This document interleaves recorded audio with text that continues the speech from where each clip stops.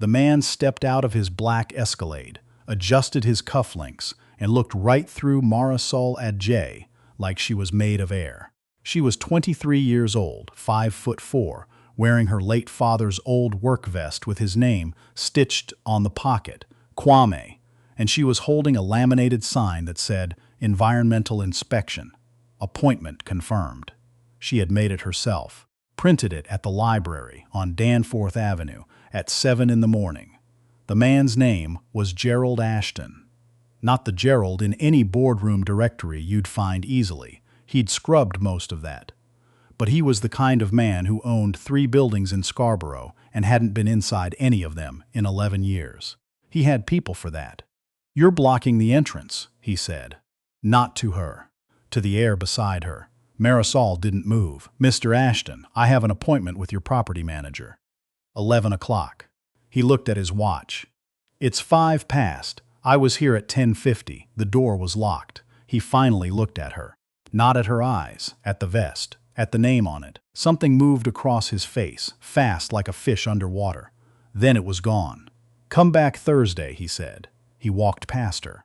And here is the thing nobody on that sidewalk understood. The courier smoking by the mailbox, the woman walking a corgi, the 2 guys from the landscaping truck. None of them understood why that girl in the work vest didn't just leave. Why she stood there watching Gerald Ashton's back, completely still, and whispered something to herself. She whispered her father's name. And then she took out her phone and made a call. Kwame Adjei had worked in building maintenance for 19 years. He was the kind of man who fixed a thing properly, not halfway, not just enough to pass inspection, but properly, because he believed that was what a man did. He raised Marisol with that. You do a thing right or you don't do it. You tell the truth or you stay quiet. You don't lie to make your life easier. It only makes it harder later.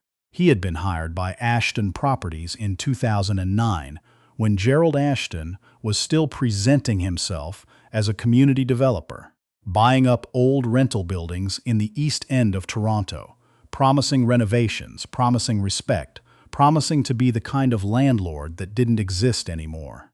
Kwame believed him. That was the thing Marisol had to sit with for a long time. Her father, who could read a room like a blueprint, believed Gerald Ashton. For 9 years he kept those buildings running. He knew every unit. He knew which radiator groaned on the 3rd floor of the Belmore building when the temperature dropped below -10. He knew which lobby light flickered at 126 Dunmore because the wiring was from 1974 and Ashton kept refusing to replace it. He wrote it all down. Every maintenance request denied. Every repair deferred. Every time he flagged a problem and was told to handle it quietly. He kept a logbook. Spiral-bound, green cover, his handwriting that looked like small, careful boxes arranged in rows. He kept it in his locker at work and a copy in a shoebox at home. Marisol found the shoebox 3 weeks after the fire. The fire at 126 Dunmore Avenue happened on a Tuesday in February. It started in the basement storage room. Old wiring, the fire inspector said. Accidental.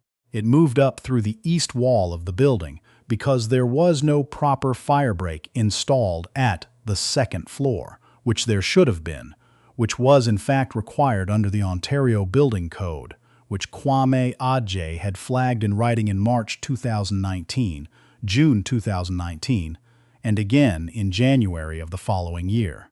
4 families were displaced. One man, 71 years old, who used a walker, didn't make it out of the 2nd floor in time. His name was Winston Charles. He had lived in that building for 14 years. And Kwame Adjei, who had gone back in because he thought he heard someone, because that was the kind of man he was, suffered smoke inhalation severe enough that he spent 9 days in Toronto General. He came home. He seemed okay. He went back to work. 6 weeks later, his heart stopped. The cardiologist said it was consistent with the damage from the fire, a secondary effect. "These things happen," she said gently, and she looked at Marisol and her mother Abina the way doctors look at families when they know there is nothing more to say that will help. Ashton Properties sent a card, typed, not handwritten, It said, "Our deepest condolences for your loss." No one signed it.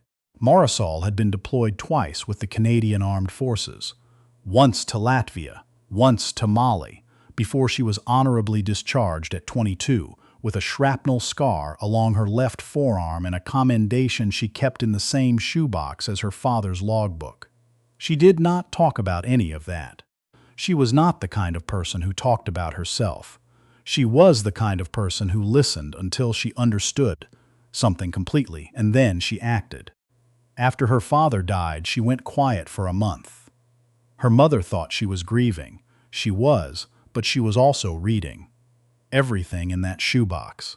Every maintenance log, every denied request, every email her father had printed off, because he didn't fully trust that digital things stayed where you put them. She found the letter from the city, a notice of violation issued to Ashton Properties in February 2020, which Ashton's lawyer had stayed pending appeal. She found the appeal filing. She found the response. She found the date the appeal was withdrawn. Quietly, with no public notice, 6 months before the fire, which meant the violation had been reinstated, which meant the required repair to the east wall fire break had been legally mandated, which meant Gerald Ashton had known. She took everything to a lawyer. The lawyer said it was compelling, but civil litigation would be expensive and slow. She took it to a journalist. The journalist was interested, but said she needed something that showed Ashton personally had knowledge, not just his company. Marisol went back to the shoebox. At the very bottom, under the logbooks, there was a sealed envelope. Her father's handwriting on the outside. "Open if something happens to me." He had written it like a joke. He used to joke like that. Dark, dry humor, never mean. "Open if something happens to me." She had assumed it was insurance information. It was a USB drive and a folded piece of paper. The paper said, "The recording is dated March 14, 2020. I was asked to a meeting. I didn't trust it. I used the recorder on my phone. Keep it safe, okay? I love you. Dad."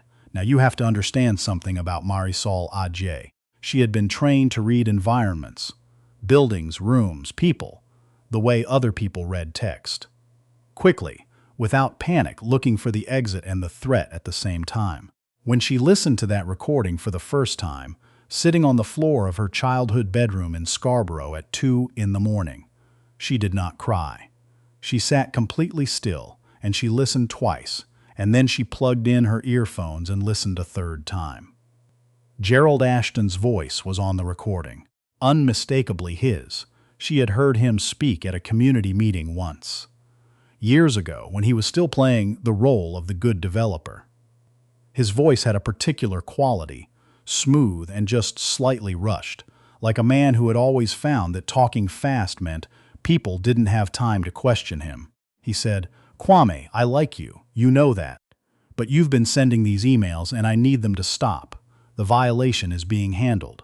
I need you to trust me on this." Her father's voice, steady. "The east wall hasn't been touched. I checked last week. I'm telling you it's being handled." When? A pause. "That's not your concern. Your concern is the boilers on Belmore. Focus on that, Gerald. If that wall goes in winter and someone's up there, nothing is going to happen."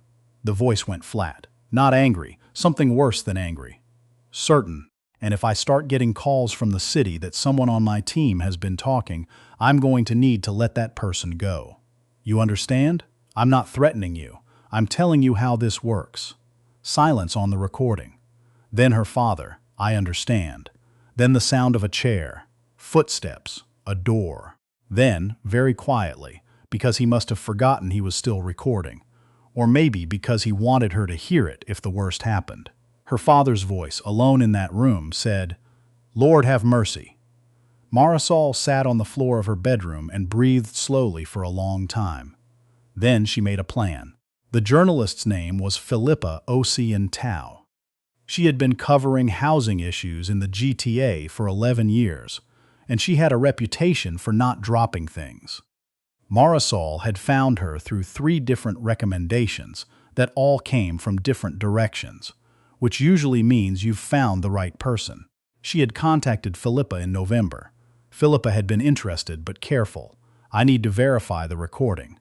I need a second source. Marisol understood. She said, "Give me time."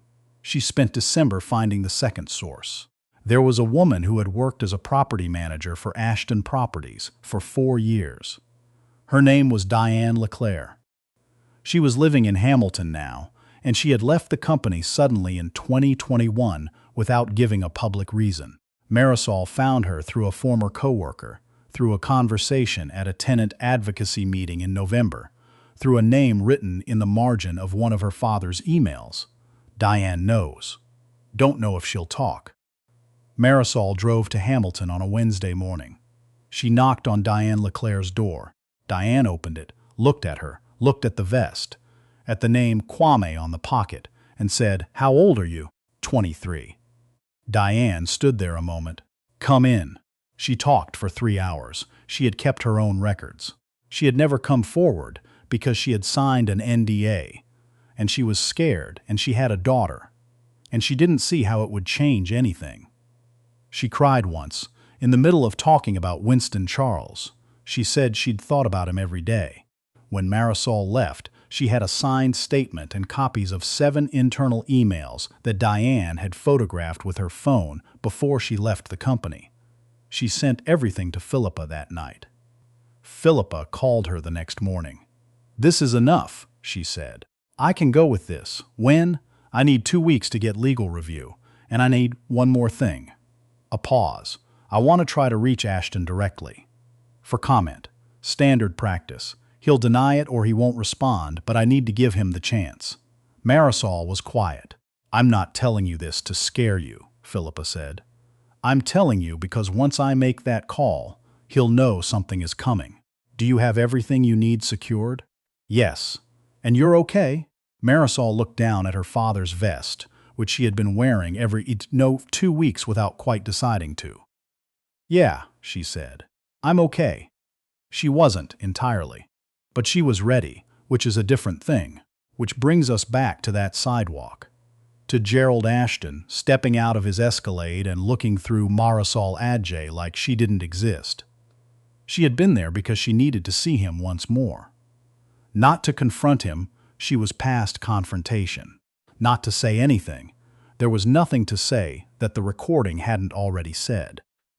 She had come because she needed to see, with her own eyes, the man who had told her father that his silence was the price of his job, and she needed to feel whatever she felt about that, and then let it go. What she felt, standing on that sidewalk watching his back disappear through the door, was something she hadn't expected. Not rage, not grief, something quieter. Clarity. She made the call to Philippa. "He's here," she said. "Go ahead." Philippa's piece ran 3 days later. It was not a small story. It ran with the recording, authenticated by 2 audio forensics experts, and with the emails, and with Diane LeClaire's statement, and with a detailed timeline of the violation, the appeal, the withdrawal, the fire, and the death of Winston Charles. It ran with the name Gerald Ashton at the top, and his photograph, and the address of 136 Dunamore Avenue. By the time the piece had been online for 4 hours, the city's bylaw enforcement had announced it was reopening its investigation. By the end of the week, the province's housing ministry had issued a statement. By the following Tuesday, Ashton Properties had suspended operations pending review. Language that, a source inside the company told Philippa, was chosen because the lawyers said it was the least bad option. Gerald Ashton did not comment publicly. His company's communications director issued a statement calling the reporting misleading and selective. Nobody seemed to believe it. The comments section of the article, which Marisol read once and then closed, was full of people who had lived in Ashton buildings and had their own stories. The city opened a formal inquest into the fire at 126 Dunmore Avenue 5 weeks after the article ran. Marisol was asked to submit the original recording and the logbooks as evidence. She submitted them, plus the shoebox, plus every piece of paper her father had ever kept. She sat across from a city official in a fluorescent-lit office on Bay Street and answered questions for 2 hours. On the way out, the official, a woman in her 50s with reading glasses on a chain, stopped her at the door. She looked at Marisol's vest for a moment. "That name on your pocket," she said. "My father's." The woman nodded slowly. "He did good work," she said. "The kind that's easy to ignore until it isn't." Marisol thanked her. She walked out into the cold air on Bay Street. February again, the sky the flat white of a Toronto winter, and she stood on the sidewalk for a minute just breathing. A man coming out of the building behind her nearly bumped into her, said sorry, kept walking. A streetcar went by. Somewhere up the block, someone was arguing on the phone. She unzipped the work vest. She looked at her father's name one more time. Then she folded it carefully, the way he had taught her to fold things. Squared corners, precise, done right, and she put it in her bag. She had his logbooks. She had his recordings. She had done what she came home to do. She started walking north, into the noise of the city, and she didn't look back.